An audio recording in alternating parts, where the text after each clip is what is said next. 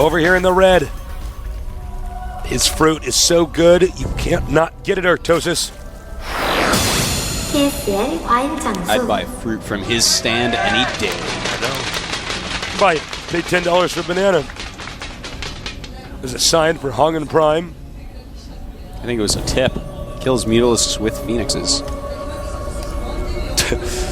Over here in our other starting location, our Protoss player, definitely the underdog.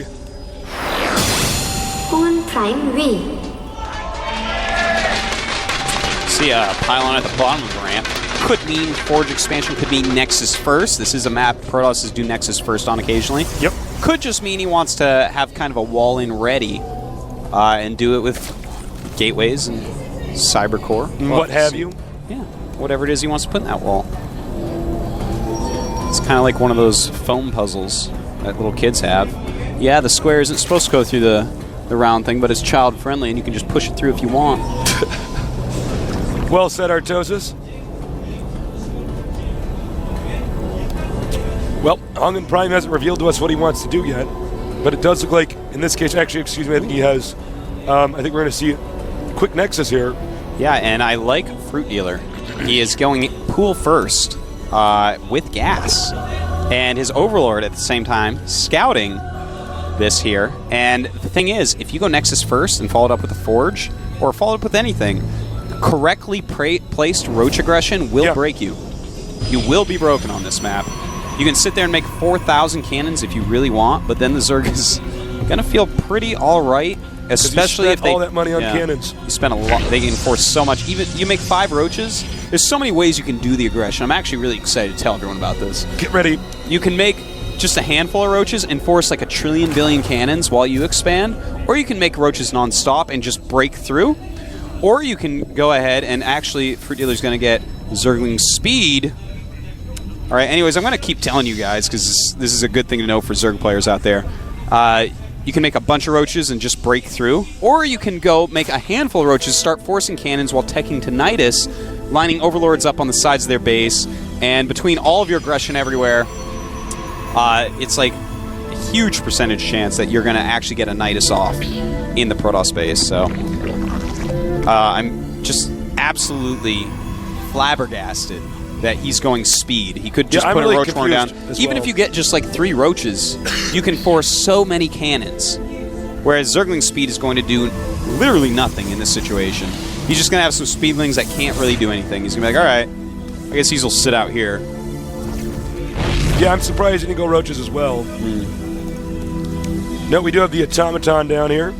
There he is. Look, he's got his Christmas hat on. Oh, look at that. Look at that, it's so cute. Yeah. Zerg, I'm wondering if he's going to try to double expand, deflecting the scouting probe. You know, I think that probably what FruitDealer's going to do here is just Unreal droning, double queen as quickly as possible, million billion drones. But now HongUn knows everything that's going on.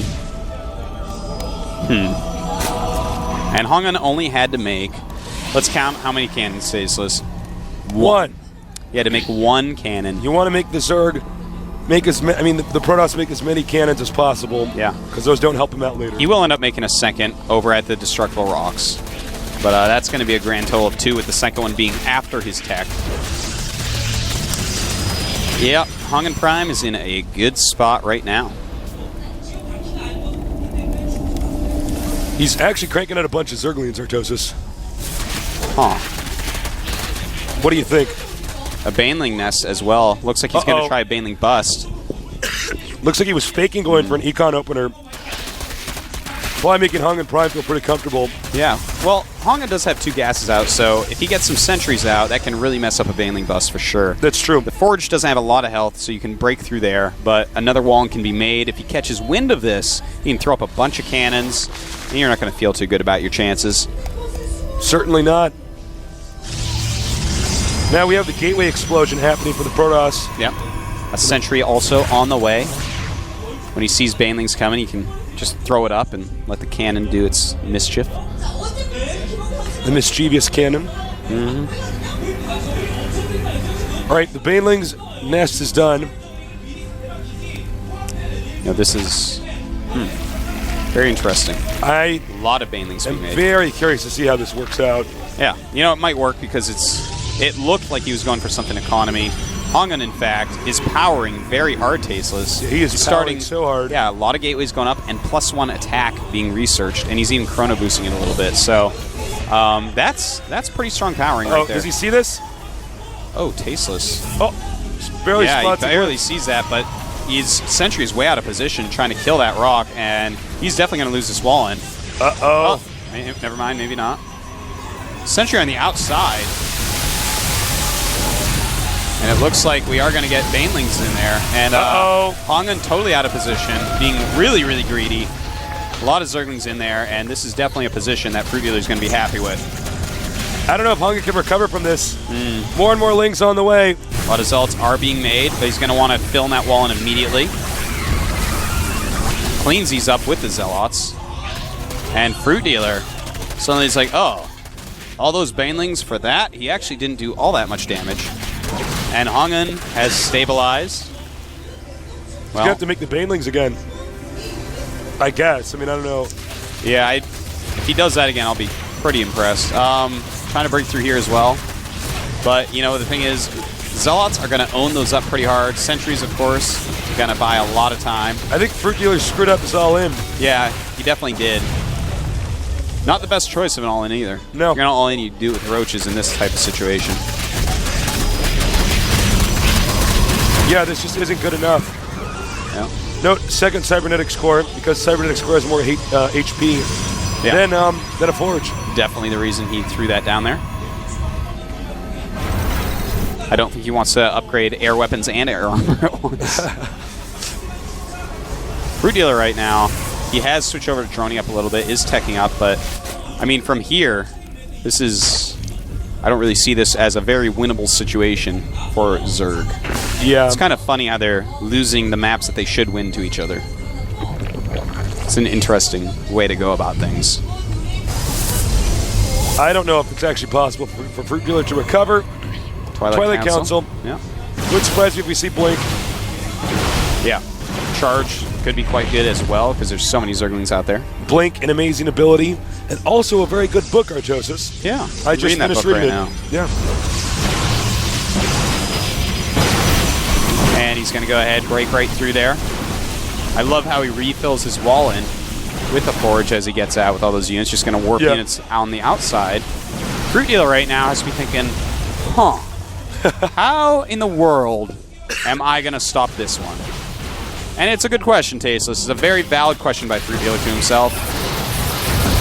And that was like a hugely wasteful thing to do with those force fields. You know, it's like, all right, here's 6 force fields and half your Zerglings get away. It was, you know, it looked like he just couldn't decide if he wanted to do it all the way, and then he just did it very slowly while he decided.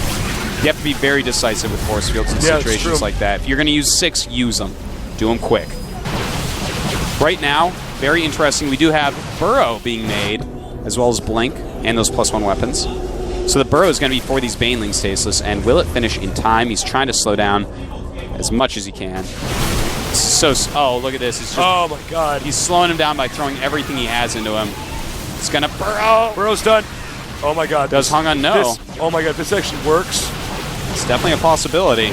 He has to get everything over it at once. Oh my God. Now! Bam. That Kills was a lot. so cool. Oh well. Yeah, it didn't really work out. Oops. HongUn takes game number 2. He's like, yeah, that's how you do it. That's how you do it. Well, kinda. I think it was definitely FruitDealer's mistake with that strategy. He didn't seize the moment, really. He saw that he had the opportunity to go Roach and force a trillion billion cannons. Instead, he decided to make a few drones in an expansion, then go Baneling all in. It's a little bit more risky for sure. I don't think he should have gone straight into the main after he busted him, too. I think he should have taken out the pylon. That's a very good point. Work on that wall in. Yeah. Bust the wall in down even more. You know, skirt around with the Zerglings. Maybe make a few Banelings with those Zerglings on the inside, because what's he going to make to counter all these Zerglings in the main? It's going to be Zealots. Baneling's very good against Zealots. Very true. He's not going to make a single stock. He's not going to make a single sentry when all these Zerglings are running loose, running rampant in his base. So that was actually, I didn't think of that, Tasteless, but you're completely right. Should have harassed that wall and more. Should have made some Banelings out there.